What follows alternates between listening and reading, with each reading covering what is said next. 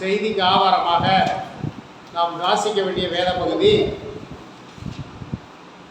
ஏசாயா தீர்க்கதரிசி புஸ்தகம் 3ஆம் அதிகாரம்.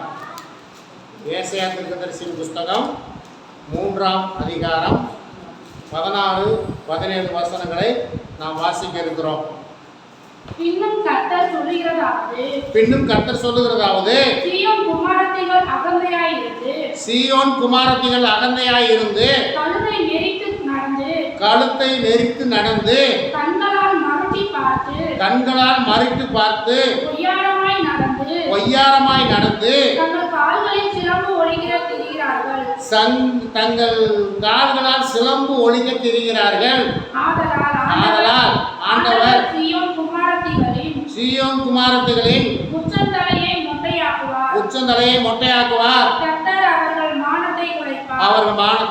அவர்கள் மானத்தை குலைப்பார்.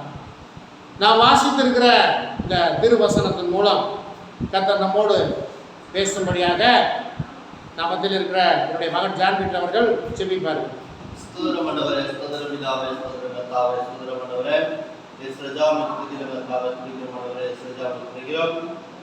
வாசிக்கப்பட்ட ஏசாயா அதிகாரம் 3 வசனம் 16 வரை இருக்கிறோம்.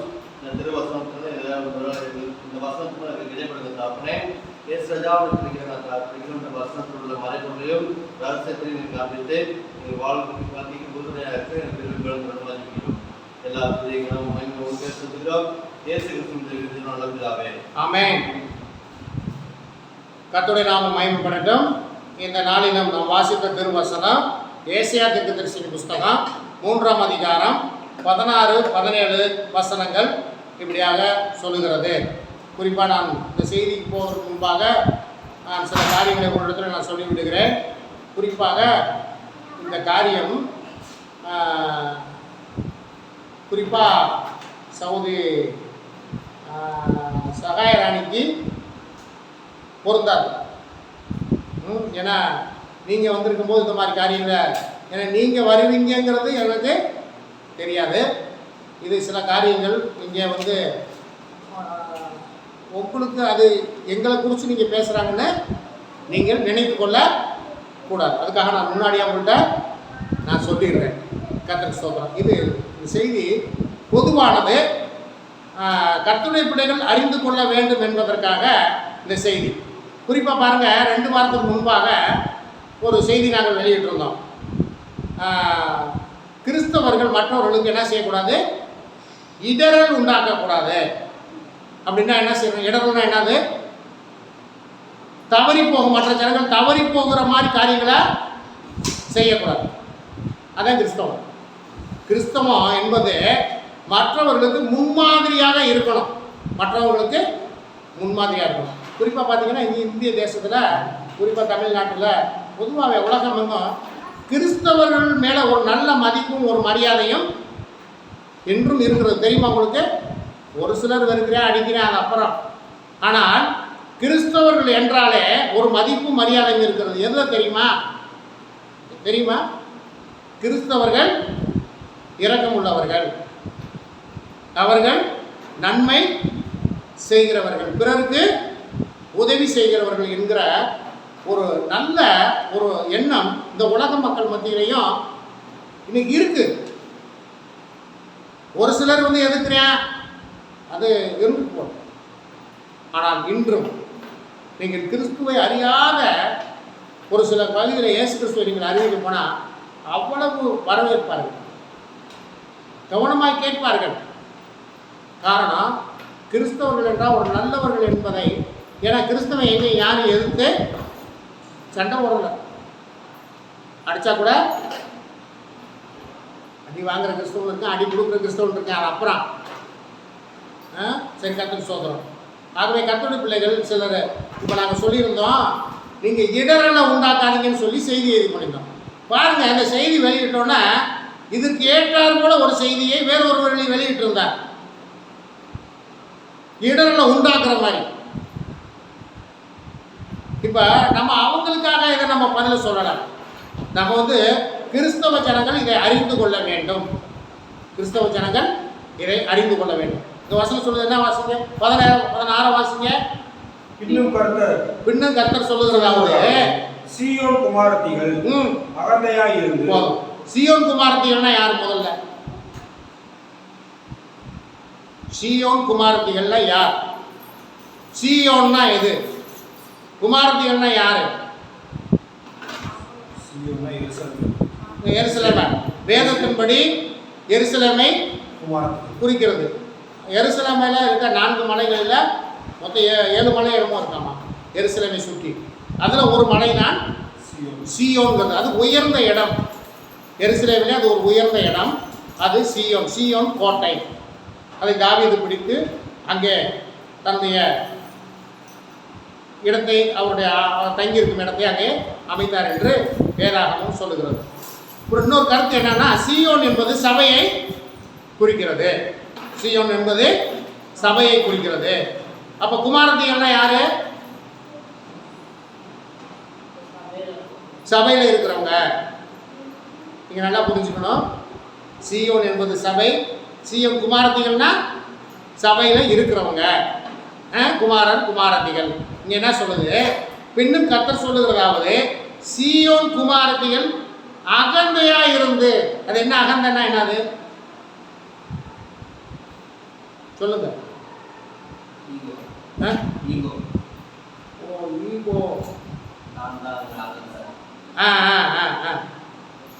நான் தான் அப்படிங்கிற அகந்த. என்னால இல்லாம, நான் இல்லாம எதுவும் நடக்காது. ஒரு அணு கூட அசையாது. அப்ப அகந்தையா இருந்து அடுத்து என்ன செஞ்சாங்களாம்? அது என்ன? கழுத்தை நெறித்து நடக்கிறதுனா எப்படி? கழுத்தை நெறித்து நடக்கிறதுனா எப்படி?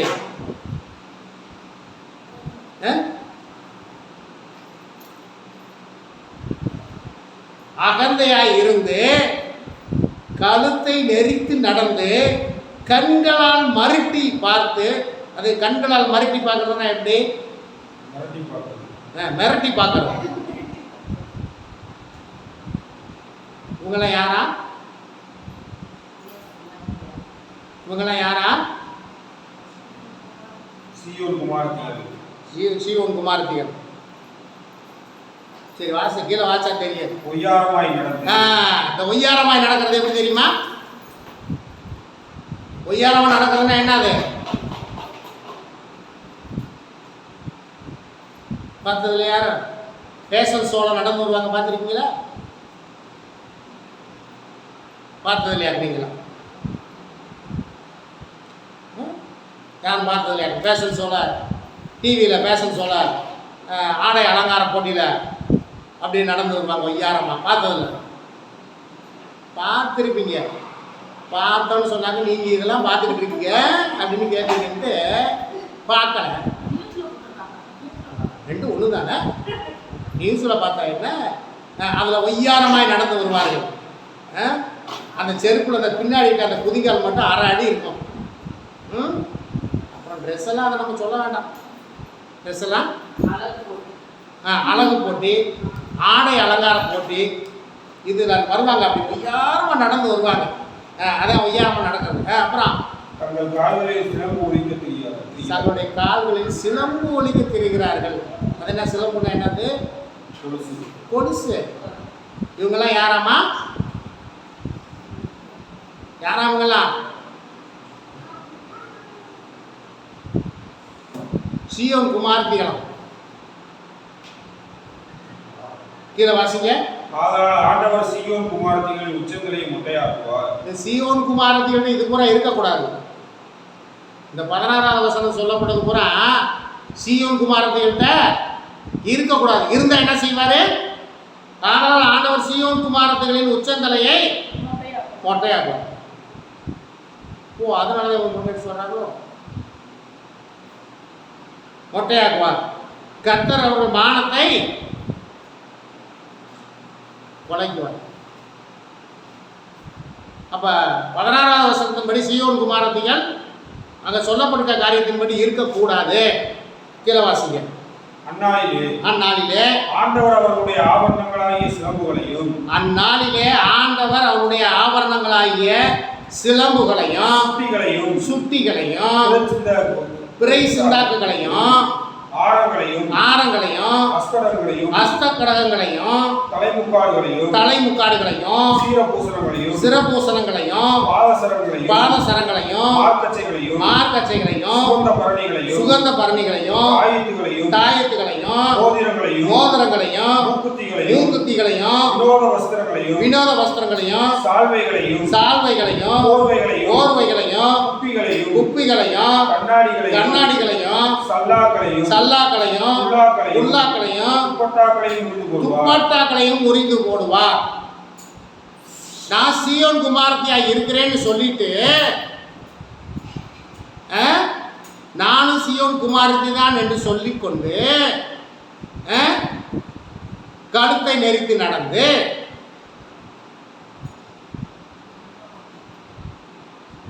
கண்களால் மறைத்து பார்த்து பொய்யாரமாய் நடந்து தங்கள் கால்களில் சிலம்பு ஒழிக்க திரிகிறவர்களே, உங்களுக்கு தான் பின்னாடி சொல்றாரு. இத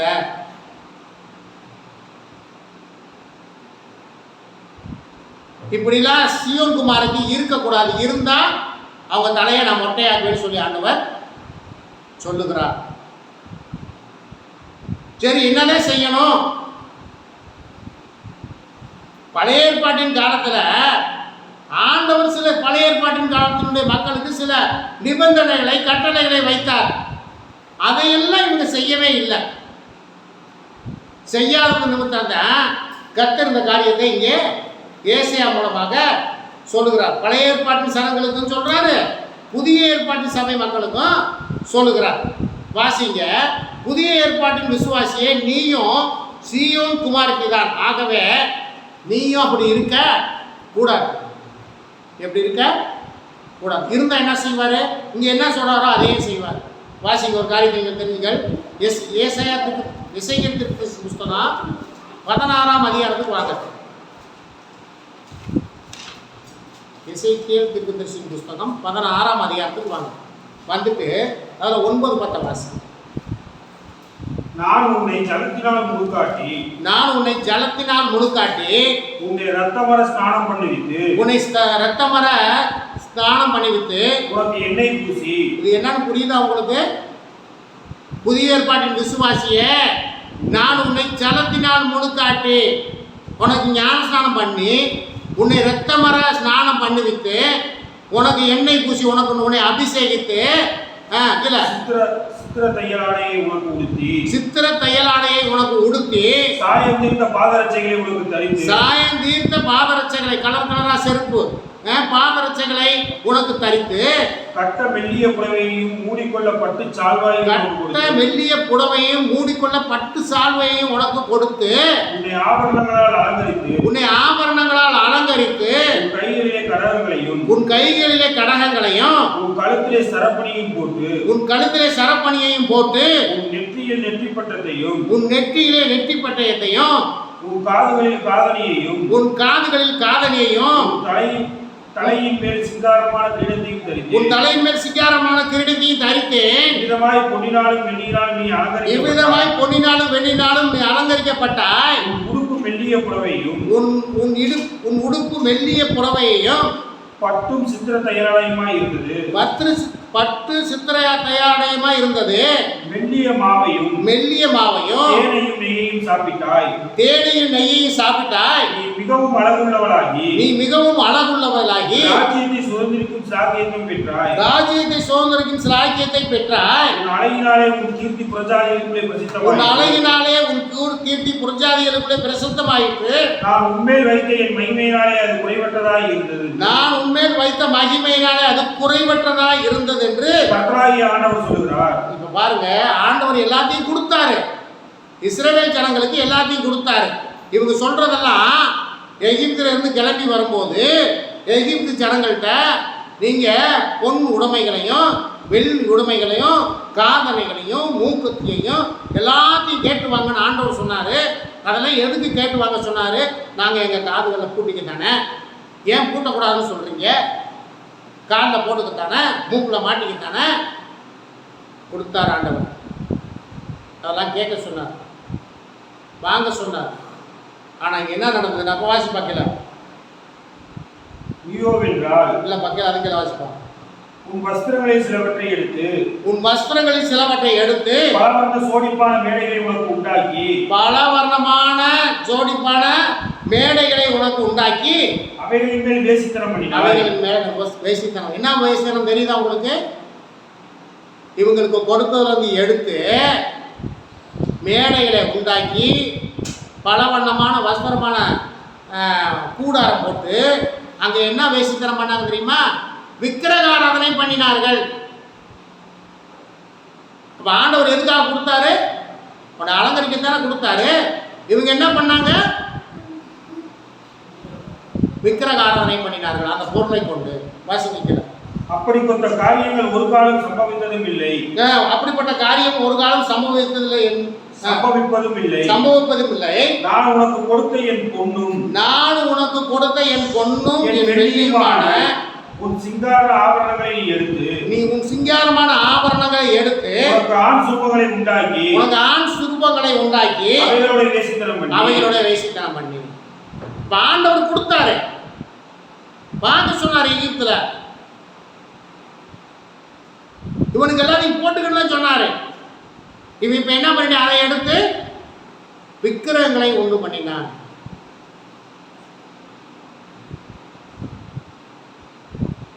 அதேதான் இன்றும். ஏன் ஒரு புதிய ஏற்பாட்டு விசுவாசியோ ஆணோ பெண்ணோ ஏன் இந்த காரியத்தை செய்யக்கூடாது என்று வேதம் சொல்லுகிறது என்றால், கர்த்தர் கொடுக்கிறார். நீங்கள் ஒரு காரியம் தெரிஞ்சுக்கங்க, பொன்னையும் வெளியும் கர்த்தர் வெறுக்கவில்லை. ஏன்னா ஆண்டவர் சொல்கிறாரு, பொன்னும் வெளியும் என்னுடையது. நீங்கள் நல்லா தெரிஞ்சுக்கங்க, பொன்னையும் வெளியும் கர்த்தர் வெறுக்கவில்லை. அது அசுத்தமான பொருளும் இல்லை, தீட்டான பொருளும் இல்லை. இந்த சில கேட்குற நூதன ஊழியக்காரர்கள் கேட்பது, சரி பொன்னையும் வெளியும் அடிக்கக்கூடாது, வீட்டில் வச்சுக்கலாமா?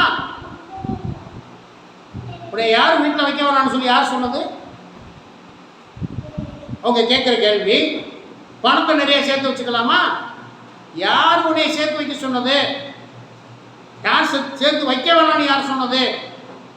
ஒன்றே ஒன்று நீங்கள் புரிஞ்சுக்கோங்க, புதிய ஏற்பாட்டினுடைய விசுவாசிக்கு ஆண்டவர் சொல்லியிருக்க ஒரே ஒரு காரியம், நீங்கள் யார்? நீங்கள் யார்? நீங்கள் தேவனுடைய ஆலயம். புதிய ஏற்பாட்டினுடைய விசுவாசி நீங்கள் யார்? தேவனுடைய ஆலயம். தேவன் தங்கும் வாசம், தேவன் வாசம் பண்ணது தேவனுடைய ஆலயமாக இருக்கிறீர்கள் நீங்கள். இந்த ஆலயத்தை ஒருவன் கெடுத்தால் அவனை நான் கெடுப்பேன். அப்ப அவருடைய ஆலயமாக இருக்கிற நீங்க, உங்களை தேவன் நேர்த்தியாய் படைத்திருக்கிறாரா இல்லையா? நேர்த்தியா படைத்திருக்கிறாரா இல்லையா? படைத்திருக்கிறார்ல.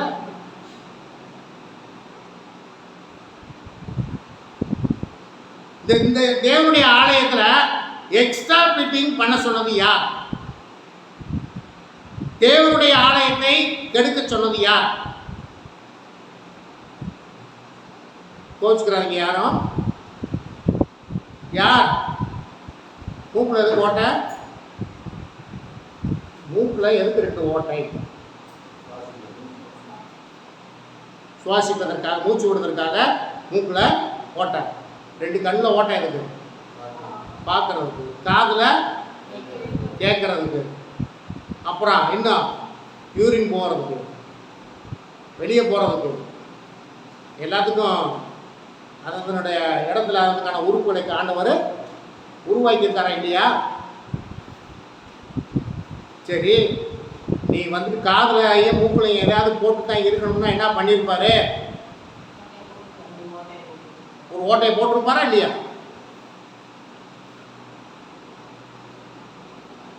ஓட்டையை போட்டிருப்பார்ல. இப்போ இந்த ஓட்டையை யார் போடுறது? நீங்க யாரு? தேவனுடைய ஆலயம் ஆயிற்று. அதனால வந்துட்டு தங்கம் மட்டும் இல்லை, வெள்ளி மட்டும் இல்லை, நீங்கள் முதல்ல ஓட்டை போடுறதே தப்பு. அதில் நீங்கள் ஒரு பிளாஸ்டிக்கை போட்டுக்கிறது தப்பு. ஓட்டை போட்டதே முதல்ல தேவனுடைய ஆலயத்தை கெடுத்ததே தப்பு. நீங்கள் ஆண்டவரை நீங்கள் கிட்டத்தட்ட மெர்சி போட்டுக்கான்னு நினைக்கிறேன் காதில் ஓட்டை. ஏன்னா ஆண்டவரை அவங்க தாயை போய் ஆண்டவரை ஏற்றுக்கொண்டதுக்கப்புறம் பிறந்ததுனால போடலாம். என் மகளை காதில் ஓட்ட போடல. ஏன்? என் மகன் பிறந்து கொஞ்ச நாள் நாங்கள் ஆண்டவரை ஏற்றுக்கொண்டோம், அதனால் என் மகளுக்கு காதில் ஓட்ட போடல. என் மகனுக்கும் போடல, எனக்கும் போடல. நாங்கள் சிறுமலையில் பிறந்ததுனால ஆண்டவரை ஏற்றுக்கொண்டாலும் என்னமோ எங்கள் தாய் தகப்பே எங்கள் காதில் ஓட்ட போடலை. ஆம்பளை பிள்ளைக்கு தானே காது குத்துறியா, பொம்பளை பிள்ளைக்கு தானே காது குத்துறியா? எங்களுக்கு இப்போ குத்தலை. ஆனால் இதில் அப்போ சொல்லுங்க, காது குத்துறனாக்கும் காது குத்துறனாக்க சொல்லுங்க, கேட்கல. எதெல்லாம் நீங்கள் கேட்டது இல்லையோ? செத்தனைக்கு நெருச்சி முள்ள வச்சு குத்துவாள். நீ செத்து போனதுக்கப்புறம் நெருச்சி முள்ள வச்சு குத்துறான் என்ன, பூஜையை வச்சு குத்துறான் எனக்கு என்ன?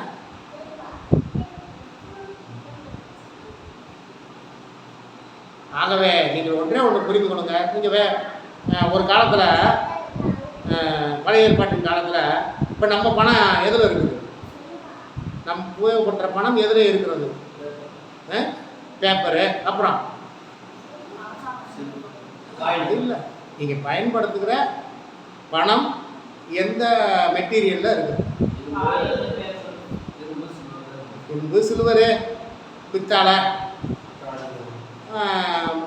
இதில் இருந்துச்சு. ஆனால் பழைய ஏற்பாடின் காலத்தில் இஸ்ரவேல் ஜனங்கள் பயன்படுத்தின பணம் எப்படி இருந்துச்சு தெரியுமா? தங்கம். அங்கே காசே என்னது? சேக்கல், வெள்ளி சேக்கல் அப்படின்னா என்னது? அவங்க பணம் தங்க சேக்கல்னா அவங்க பணமே தங்கத்துலேயும் வெளியில் தான் இருந்துச்சு. அதான் ஆண்டவர் பயன்படுத்த வேணாம்னு சொல்லலை, அவங்க வீட்டில் வச்சுக்கிற வேணாம்னு சொல்லலை. ஆண்டவருடைய ஆலயத்தை கெடுக்காத. இதை ஒரு விசுவாசிக்கும் ஒரு ஊழியக்காரனுக்கும் புரிந்து கொள்ள தெரியலன்னா இவங்க எதுக்கு ஊழியம் பார்க்குறாங்க? இடர்ல உண்டாக்குறதுக்கா? அவங்களோட போறதில்ல, இருக்கிறவனையும் போட்டு இடர்ல உண்டாக்கி எதற்காக ஆண்டவர் சொன்னார் என்பதை நீங்கள் புரிந்து கொள்ள வேண்டாமா?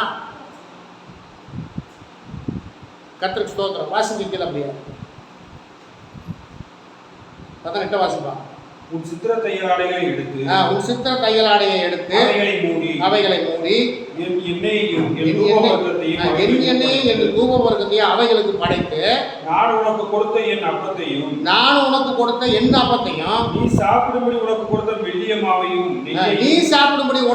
மெல்லிய மாவையும் நெய்யையும் தேனையும் அவைகளுக்கு முன் சுகந்த வாசனையை படைத்தாய். காரியம் இப்படி ஆயிற்று என்று கர்த்தராகிய ஆண்டவர் சொல்லுகிறார். நீ எனக்கு பெற்ற உன் குமாரரையும் உன் குமாரத்தையும் எடுத்து அவர்களை அவைகளுக்கு இரையாக பலியிட்டாய். நீ செய்த வேசித்தனங்கள் போதாதென்று நீ என் பிள்ளைகளை அவர்களுக்கு தீக்கடக்க பண்ணி ஒப்பு கொடுத்து அவர்களை கொலை செய்தாய். தீக்கடக்க பண்றது என்னன்னு தெரியுதா? தீ மிதிக்கிறது. தெரியுமா உங்களுக்கு? கிறிஸ்தவ தீ மிதிச்சுக்கிட்டு தெரியுமா? சொல்லலாமா? கிறிஸ்தவன் சொல்லிக்கலாமா? பிள்ளைய பலியிடுறானே சொல்லலாமா? இன்னும் நடந்துக்கிட்டு தான் இருக்குது. தன்னுடைய சொந்த பிள்ளையை பலியிடுகிறவன் இருக்கிறான். யாருக்கு? கர்த்தருக்கு அல்ல, விக்கிரகங்களுக்கு பலியிடுகிறவன் இருக்கிறான். விக்கிரகங்களுக்காக தன் பிள்ளைகளை தீக்கணக்க பண்ணுகிறவன் இருக்கிறான். உலகத்தில் இருக்கவங்க அது நமக்கு தேவையில்லாதது. கர்த்தருக்கு நான் கிறிஸ்தவன் என்று சொல்லுகிறவன் இந்த வேலையை செய்கிறானே. கர்த்தருக்கு சோத்திரம். அடுத்து வாசிப்போம். நீ உன் எல்லா அருவருப்புகளிலும் வேசித்தனங்களையும் நடக்கும்போது நடக்கும்போது நிர்வாணமும் அம்மனமுமாய் இருந்ததும் நீ நிர்வாணமும் அம்மனமாய் இருந்தும் உன் இரத்தத்திலே மிதிக்கப்பட்ட ஏதுவாய் கிடந்ததுமான இரத்தத்தினாலே மிதிக்கப்பட ஏதுவாய் கிடந்த உன் சிறு வயதின் நாட்களை நினையாமல் போனாய். நீ உன் சிறு வயதின் நாட்களை நிறையாமல் போனாய். ஐயோ ஐயோ உனக்கு ஐயோ உனக்கு ஐயோ என்று கர்த்தராகிய ஆண்டவர் சொல்லுகிறார். நீ செய்த பொல்லாப்புகள் எல்லாம் தவிர நீ உனக்கு மண்டபங்களை கட்டி சகல வீதிகளிலும் உயர்ந்த மேடைகளை உண்டு பண்ணினாய். நீ சகல வழிமுனைகளிலும் உன் உயர்ந்த மேடைகளை கட்டி உன் அழகை அருவருப்பாக்கி வழிப்போக்கர் யாவருக்கும் உன் கால்களை விரித்து உன் வேசித்தனங்களை திரளாய் பெருக பண்ணி. அப்ப பாருங்க, கர்த்தர் எதுக்காக கொடுத்தார் என்பதை மறந்து அதை தவறாய் பயன்படுத்தினபடினாலே புதிய ஏற்பாட்டின் காலத்திலே ஆண்டவர் என்ன கொண்டு வந்தார்? நீ இவைகளை உன் மாம்சத்திலே நீ இதை அலங்கரிக்க கூடாது கொண்டு வந்தார். வாசிங்கள் 1 தீமோத்தேயு 2:9 வாசிங்க. உங்களுக்கு தெரிஞ்சதுங்க. 1 தீமோத்தேயு 2:9 வாசிங்க.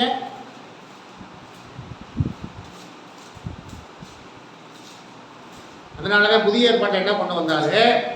ஸ்திரீகளும் மயிரை பின்னுதலிலாவது பொன்னினாலாவது முத்துக்களினாலாவது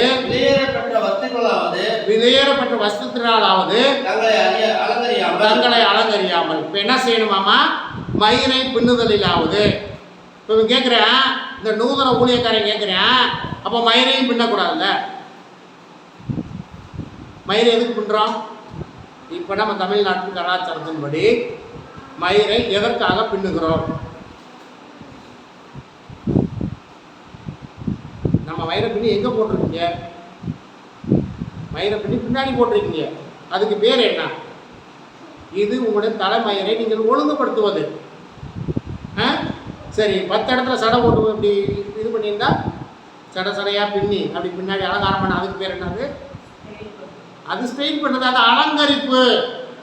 இது ஒழுங்குபடுத்துவது, உங்களுடைய தலைமயிரை நீங்கள் ஒழுங்குபடுத்துவது. ஆனால் பின்னல்கள் போட்டு இப்படி ஒருங்கும் அப்புறம் இப்படியும் இது பண்ண, இதுக்கு பேர் என்னது? இது அலங்கரிப்பு. இந்த அலங்கரிப்பை செய்யாத. அங்கே அதைத்தான் சொல்லுது. இதை கூட புரிஞ்சுக்காரவே ஒரு ஊழியக்காரனை எப்படி அவனை சொல்றது? மயிரை பின்னுதலிலாவது பொன்னினாலாவது முத்துக்களினாலாவது. நமக்கு யாரும் முத்தம் பார்த்ததில்லை. ஏன்னா நம்ம ஊரில் எவனா முத்துன்னு எவனா இருந்திருக்கான், அவனா பார்த்துருக்கோம். யாராவது முத்தம் பார்த்துருக்கீங்களா? பார்த்துருக்கீங்க? உங்களோட வேலை செய்யறாங்க. முத்துக்களிலாவது விலையேறப்பட்ட வஸ்திரத்தினாலாவது தங்களை அலங்கரியாமல். விலையேறப்பட்ட வஸ்திரம்னா என்னது? விலையேறப்பட்ட வஸ்திரம்னா என்னது? நம்ம தமிழ்நாட்டு கலாச்சாரத்தின் உலகம் முழுவதுமே விலையேறப்பட்ட வஸ்திரம்னா என்ன சொல்லுவாங்க? சொல்லுங்க. ஆம்பளைகளுக்கு கோட்டு சூட்டு, ஆம்பளைகளுக்கு கோட்டு சூட்டு, பெண்களுக்கு பட்டு சேலை. அது எவ்வளோ இருக்கும்?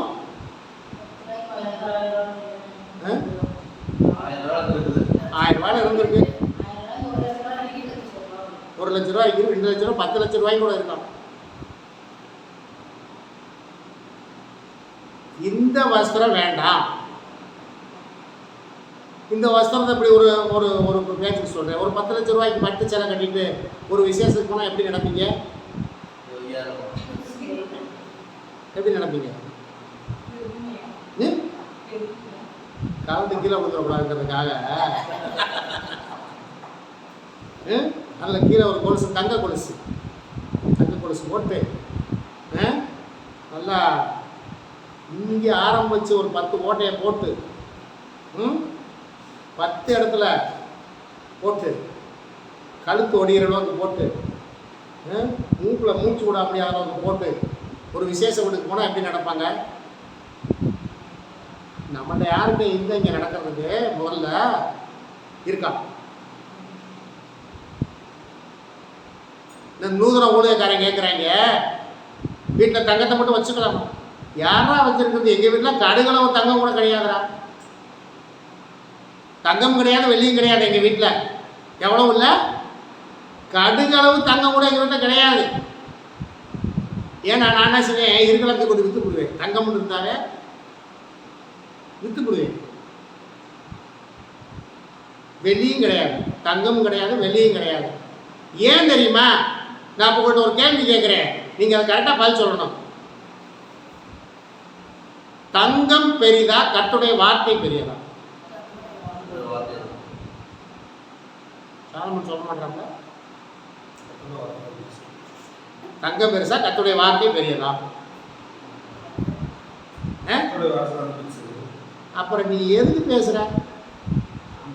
இல்ல, இந்த நூதன ஊழியக்காரங்களை கேட்கிறேன், இந்த நூதன விசுவாசிகளை கேட்கிறேன், நீ கர்த்தருடைய சீயோன் குமாரத்தியா இருந்தா உனக்கு பெருசு எது? கர்த்தருடைய வார்த்தை. கர்த்தருடைய வார்த்தைக்கு செவி கொடு. நீ கர்த்தருடைய வார்த்தைக்கு செவி கொடுக்கல, ஒன்ன பொய்யாக்குறதுக்கு 9 காரியத்தை பேசுன, உன் தலை என்ன செய்வாரு? மொட்டையாக்குவார்.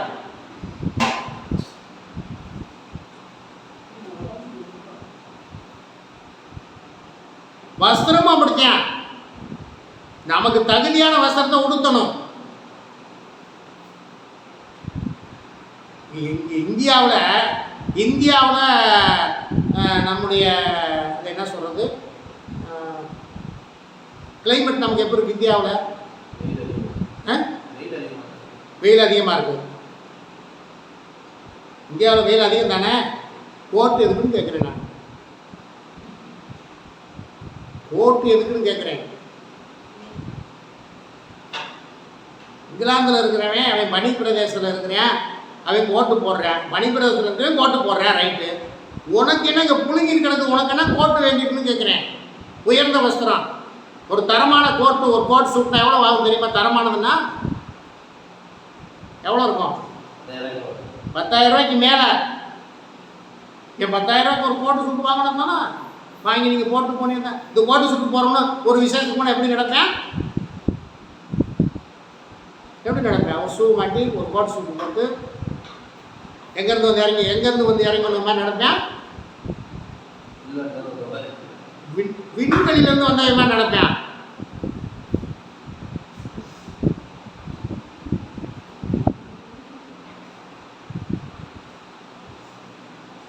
ஒய்யாரமா பொம்பளைய மட்டும் இல்லை, இந்த ஒய்யாரமா நடக்கிறது ஆம்பளையிலேருந்து சேர்த்துட்டேன். கோட்டு சூட் போட்டா அங்கே வீட்டில் போய் பார்த்தா குடிக்க கஞ்சி இருக்காரு. முதல்ல எதுக்கியா வெட்டி பந்தா எதுக்குன்னு கேட்குறேன். கர்த்தருடைய வார்த்தையை போதிக்கிறேன். நான் உடுத்திருக்கிற உடை என்னுடைய வேட்டியும் என்னுடைய சட்டையும் சேர்த்த எவ்வளோ இருக்குன்னு நினைக்கிறீங்க நீங்கள்? நான் போட்டிருக்க சட்டையும் நான் உடுத்திருக்கிற என்னுடைய வேட்டியும் எவ்வளவு இருக்கும் என்று நினைக்கிறீங்க? ரெண்டும் சேர்த்தேன் 500 ரூபா தான். இந்த உலகம் என்னை மதித்தால் என்ன, மதிக்கிறேன்னா என்ன? என்னை மதிக்க வேண்டியவர் யார்? என்னை மதிக்க வேண்டியவர் யார்? என்னை உயர்த்த வேண்டியவர் யார்? அப்புறம் உயர்ந்த வஸ்திரம், ஆம்பளையா இருந்தாலும் சரி பெண்களா இருந்தாலும் சரி, உயர்ந்த வஸ்திரம், பட்டு வேட்டி பட்டு சட்டை கட்டினா எப்படி இருப்பேன் தெரியுமா? ஆளு தன்னை கனியை காண்பிக்கிறதுக்காக சரி பட்டு வேட்டி பட்டு சட்டை கட்டிட்டு போறவன் ஒரு விருந்து இடத்துக்கு போறவன் எங்க உட்காருவேன்? முதல்ல முக்கியமான ஆசனத்தில் போய் உட்காருவேன். ஆனா வேத வசனம் என்ன சொல்லுது? நீ ஒரு விருந்து வீட்டுக்கு போகும்போது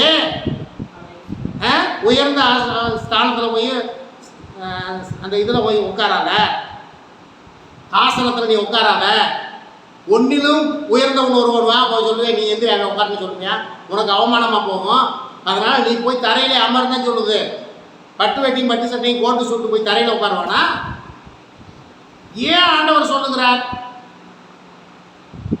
ஒரு 50 பவுனை நல்லா கழுத்தில் காதில் மூக்கில் எல்லாத்தையும் கூட்டிகிட்டு போய் கீழே உட்காருவோமா? நம்ம அந்தஸ்து. ஏன் அந்தஸ்து? நான் எப்படி போய் அங்கே உட்கார்றது? உட்கார மாட்டோம்.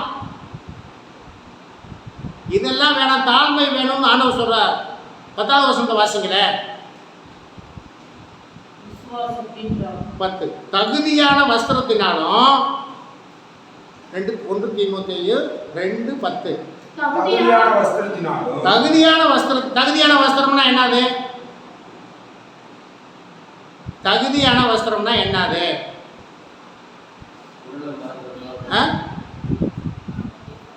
உங்க உடலை மறைப்பதற்கு தான் வஸ்திரம். உங்க உடலை மறைக்கிறதுக்கு தான் வஸ்திரம். நம்முடைய அங்கவீனங்களை காமிக்கிறதுக்கு வஸ்திரம். ஆனால் இன்னைக்கு அப்படி தான் வஸ்திரம் உடுத்திருக்கிறாங்க. சபைக்கு வர்ற ஆட்களே தங்களுடைய அங்கவீனங்கள் தெரியத்தக்கதாக வஸ்திரங்களை அணிந்து கொண்டு வருகிறார்கள். இது கர்த்தருக்கு பிரியமா இருக்குமோ? ஆனால் வசனம் என்ன சொல்லுது? தகுதியான வஸ்திரத்தினாலும், அப்புறம் ஞானத்தினாலும், தெளிந்த புத்தியினாலும். இப்போ ஒருத்தரை பார்த்தோன்னே இவங்க என்ன, இவங்க தேவ பக்தி உள்ளவங்க அப்படின்னு சொல்லணும். பார்த்தோன்னே சொல்லணும், அவங்க தேவ பக்தி உள்ளவங்கன்னு சொல்லணும். உள்ளவர் என்று சொல்லிக் கொள்ளுகிற ஸ்திரீகளுக்கு ஏற்றபடியே நற்கிரிகளினாலும் தங்களை அலங்கரிக்க வேண்டும். அப்போ நீங்கள் எதில் அலங்கரிக்க வேண்டும் என்பதை வேதவசனம் தெளிவாக சொல்லுகிறது. சிறியானவள் எல்லாவற்றிலும் அடக்கமுள்ளவளாக இருந்து அமைதியோடே கற்றுக்கொள்ள கடவுள். இது எல்லாம் இன்னைக்கு போதிக்கிறதுக்கு ஆட்கள் கிடையாது. கர்த்தருடைய வசனத்தை கை கொள்ளுகிறவர்களுக்கு மத்தியிலையும் இடரலை உண்டாக்குகிறது. போட்டுக்கலாம், தின்னுக்கலாம்.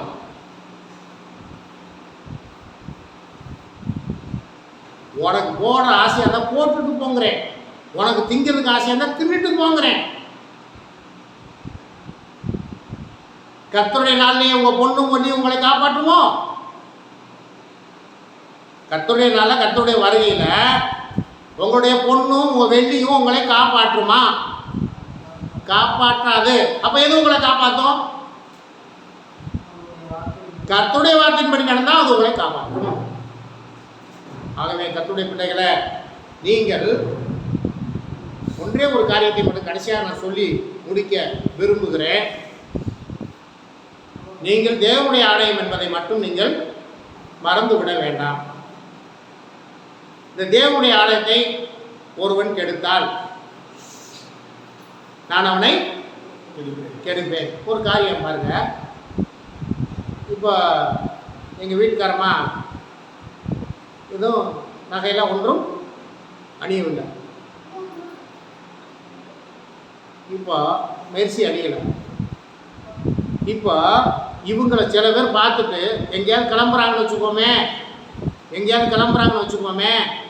இவங்களை பார்த்துட்டா போக மாட்டாங்க, திருப்பி வீட்டுக்கு போயிடுவாங்க. ஏன்?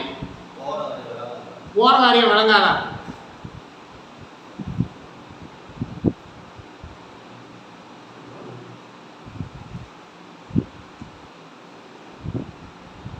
அப்போ இவங்களை யார் ஏறெடுத்து கூட பார்க்க மாட்டாங்கன்னு அர்த்தம். பார்க்கலனாவே தேவனுடைய ஆலயம் தீட்டுப்படாமல் இருக்கிறதுன்னு அர்த்தம். நீ நல்லா ஜல்லிக்கட்டு காலம் போல நல்லா ஜல்லிக்கட்டு காலைக்கு என்ன பண்ணுவாங்க? வேற கட்டி ஜல்லிக்கட்டு மாடு எப்படி போகும்? போனால் நீ அப்படி ஜல்லிக்கட்டு மாடு போல போனாக்க எத்தனை பேர் பார்ப்பேன் அவனே? தேவனுடைய ஆளை என்ன பண்ணுது? தீட்டுப்படுது. இவங்கள மாதிரி இருந்தால் ஏறட்டு கூட பார்க்க மாட்டேன். அதுலேயும் குறிப்பாக பிராமணர் மாதிரி இந்த உயர்ந்த ஜாதியாக இருக்கிறவங்க திரும்பி போயிடுவேன். உடனே வீட்டுக்கே போயிடுவேன் திரும்பி. போகிற காரியம் அவனுக்கு ஆகவே ஆகாது.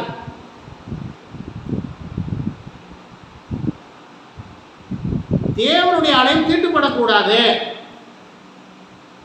ஆகவே வேத வசனம் உங்களுக்கு தங்கம் பெருசுனா நீ தங்கத்தோடையே இருங்கிற, அது உன்னை தப்பு வைக்காது. கர்த்தருடைய வார்த்தை பெருதுனா கர்த்தருடைய வார்த்தையை கைகொள், அது உன்னை தப்பு வைக்கும். கர்த்தர் தான் இந்த காரியங்களை ஆசீர்வதிப்பாராக. கர்த்தர் ஸ்தோத்திரம். இந்த காரியங்களை நீங்கள் இதோடு விட்டுவிடாமல் வேத வசனம் என்ன சொல்லுது, ஆளாலும் கூட சொல்லுவாங்க, வேத வசனம் என்ன சொல்லுது அதை நீங்கள் கை கொள்ளுங்கள். இந்த வேத வசனம் உங்களை தப்பு வைக்கும். ஆபத்து நாளிலே வேத வசனம் உங்களை தப்பு வைக்கும். தப்பு வைத்து உங்களை தேவனுடைய கூடாரமாகிய அவருடைய ராஜ்யத்திலே சேர்த்துக்கொள்ளும். நாம் தலைகளை தாழ்த்தி நாம் செபிப்போம். கர்த்தர் நம்மை ஆசீர்வதிப்பார். அன்பின் பரலோக பிதாவே, எனக்கு நன்றி. இந்த நாளில் கூட கர்த்தாவே ஸ்தோத்திரம். ஆண்டவரே, ஏசாயா தீர்க்கதரிசியின் புஸ்தகம் 1ஆம் அதிகாரம் 16, 17 மூலமாகவும் இன்னும் அநேக உடைய சத்திய வார்த்தைகள் மூலமாகவும் ஆண்டவரே நீங்கள் எங்களோடு இடைப்பட்டீங்க. அதற்காக நாங்கள் உங்கள் நன்றி செலுத்துகிறோம். ஏசப்பா, உம்முடைய பிள்ளைகளாகிய எங்களுக்கு உங்கள் வார்த்தை மட்டுமே உயர்ந்தது. உங்கள் வார்த்தையை நாங்கள் பிடித்து கொண்டு அதன்படி நடந்து உங்கள் வருகைக்கு எங்களை ஆயத்தப்படுத்துங்க ஆண்டவரே. ஏசப்பா ஸ்தோத்திரம். இந்த உலகத்தில் எங்களை யார் மதித்தாலும் மதிக்காவிட்டாலும் எங்களுக்கு கவலை இல்லை. ஏசப்பா, நீங்கள் எங்களை உங்கள் பிள்ளையாக நீங்கள் ஏற்றுக்கொண்டு உங்கள் ராஜ்யத்தின் பிள்ளைகளாக எங்களை வழிநடத்தி சென்று உங்கள் ராஜ்யத்தை சுதந்திரத்துக் கொள்வதற்கு எங்களுக்கு உதவி செய்யுங்க ஏசப்பா.